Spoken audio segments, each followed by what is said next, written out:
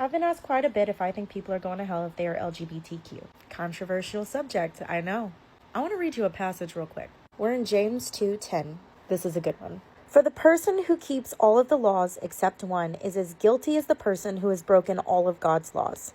For the same God who said you must not commit adultery also said you must not murder. So if you murder someone but do not commit adultery, you have still broken the law. So whatever you say or whatever you do, remember that you will be judged by the law that sets you free. There will be no mercy for those who have not shown mercy to others. But if you have been merciful, God will be merciful when he judges you. I don't really understand why we focus so much on that, to be honest. It's only 2 places in the Bible. You know what shows up in almost every passage of the Bible? Sexual immorality. Which includes a lot more of us than the gay community, right? People who have had children out of wedlock. People who have had sex out of wedlock. People who look at other people lustfully and have interesting thoughts. All of that.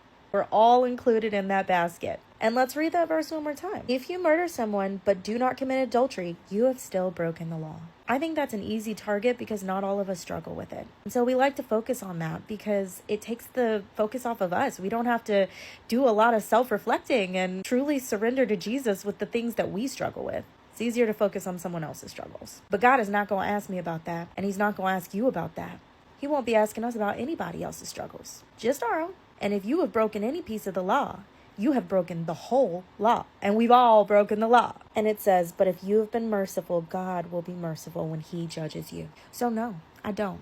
I believe that it is a sin that some people struggle with, just like I struggle with different parts of sexual immorality, like 3 kids out of wedlock, or premarital sex, or any of the other stuff I've done. I am nobody to judge somebody else because I've broken the law. I'll tell you what, though, he's not going to get up there and call me unmerciful.